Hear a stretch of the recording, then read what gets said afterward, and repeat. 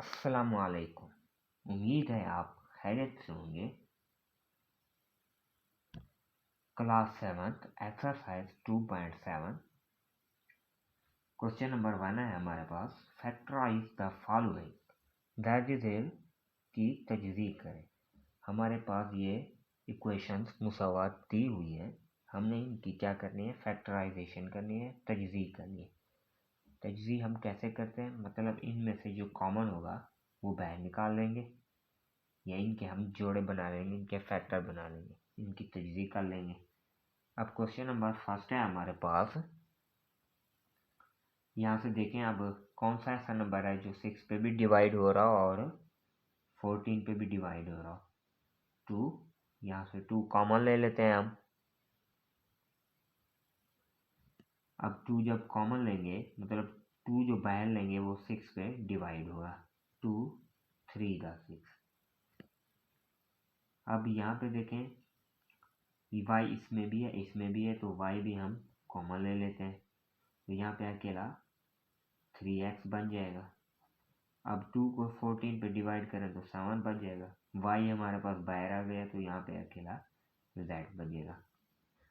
अब second part है हमारा, इसके पास यहाँ पे x की 2, यहाँ पे देखें x की 4 है और x की 2 है। अब कौन सा ऐसा नंबर है जो 30 पे भी डिवाइड हो रहा और 45 पे भी डिवाइड हो रहा। तो हमारे पास सबसे बड़ा नंबर देखना है, 15 है। 15 जो है वो 30 पे भी डिवाइड हो रहा, 45 पे भी डिवाइड हो रहा। यहाँ पे देखें एक्स स्क्वायर है, इधर एक्स की 4 है, मतलब यहाँ पे एक्स स्क्वायर निकालें तो अंदर हमारे पास एक्स की 2 बच जाएगा। यहाँ पे देखें 15 को 30 पे डिवाइड करें तो हमारे पास 2 आ जाएगा। अब यहाँ पे माइनस, अब 15 को 45 पे डिवाइड करें तो 3 आ जाएगा। एक्स स्क्वायर बाहर आ गया, इधर वाई बच जाएगा हमारे पास। अब नेक्स्ट पार्ट है हमारा इसके बाद। अब यहाँ पे देखें y इसमें भी है इसमें भी है। अब 6 पे देखें 24 पे डिवाइड हो रहा है, मतलब 6 24 पे डिवाइड होता है तो हमारे पास आंसर 4 आता है। अब y इसमें भी है इसमें भी है, x इसमें नहीं है इसमें नहीं है, हमारे पास वो कॉमन लेना है जो बाहर सब पे डिवाइड हो रहा हो। अब यहाँ पे देखें y भी हम कॉमन ही ले लेते हैं, यहाँ पे एक्स स्क्वायर आ जाएगा। अब 6 को 4 पे मल्टीप्लाई करें तो 24 आ जाएगा, मतलब 6 4 दा 24। वाई बाहर आ गया, इधर z ही बचेगा।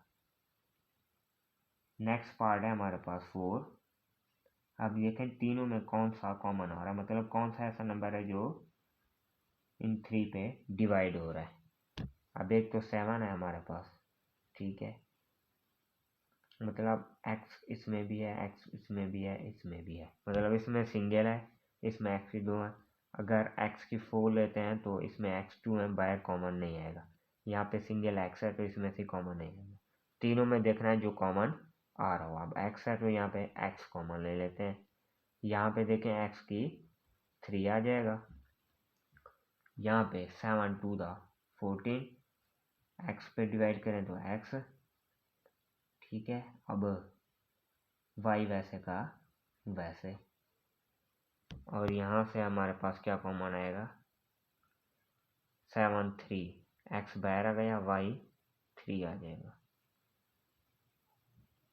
अब यहाँ पे देखें कौन सा कॉमन आ रहा है, तीनों में x भी है y भी है z भी है, इसमें भी x y z तीनों है, इसमें भी x y z तीनों, लेकिन इनकी पावर देखनी है जो इस पे कम पावर में हो, जो सब पे डिवाइड हो रही वो वाली हमने कॉमन लेना है। x y z है x y z, तो हम x y z जो है वो कॉमन ले लेते हैं।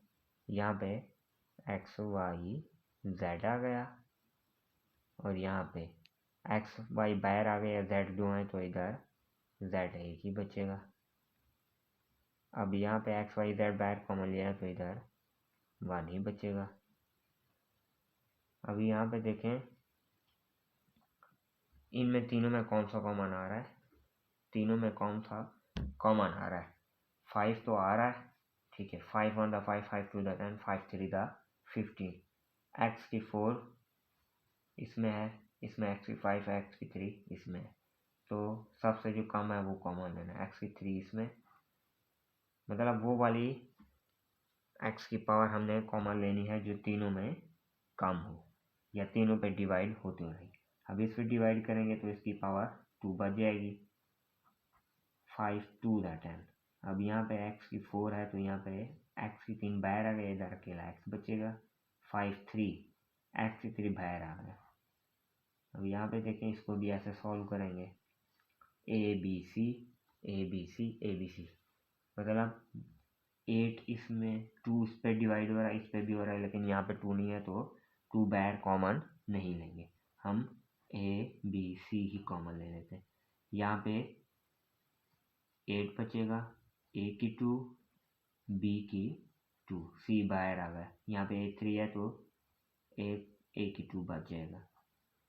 अब यहाँ पे 2 ए बी सी बाहर लेंगे तो यहाँ पे ए बच जाएगा, यहाँ पे बी की 3 है तो एक बी बाहर आ गया, बी की 2 बच जाएगा, यहाँ पे 1 आ जाएगा। अभी इसमें से कौन सा कॉमन आ रहा है हमारे पास, 5 इसमें भी है, इसमें भी है, 5 3, मतलब 5 कॉमन ले सकते हैं, एक्स की 3 एक्स वाई, एक्स की 2 एक्स की 3 वाई, मतलब एक्स की 3 इसमें है लेकिन इसमें नहीं है, तो एक्स की 2 है वो कॉमन ले लेते हैं। अब y की 3 y की 2 y की 4 y की 2 यहाँ से कॉमन ले लेते हैं। अब यहाँ पे x y बच जाएगा, 5 3 x y, मतलब भी एक्स स्क्वायर और वाई स्क्वायर बाहर आ गए तो इधर हमारे पास कुछ नहीं बचेगा, यहाँ पे प्लस लिख लेते हैं। यहाँ पे 5 बाहर कॉमन, यहाँ पे एक्स की 3 में से एक्स की 2 गया एक्स, यहाँ पे y की 4 में से वाई स्क्वायर गया तो वाई स्क्वायर बन गया हमारे पास। नेक्स्ट पार्ट है हमारे पास, यहाँ पे देखें 4 तीनों पे डिवाइड हो रहा है, एक्स की 2 भी आ रहा है, एक्स की 2 बाहर लेना, इधर एक्स, यहाँ पे 4 2 8 एक्स की बाहर आ गया, इधर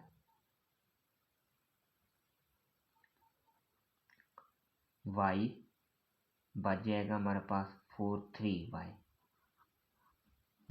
अब यहाँ पे देखें हमारे पास कौन सा कॉमन आ रहा है, इसमें से तीनों में से 2 इसमें है लेकिन इसमें नहीं है, लेकिन l की 4 है, l की 2 एक तो l की 2 आ जाएगा और m की 2 भी आ जाएगा, यहाँ पे बचेगा 2।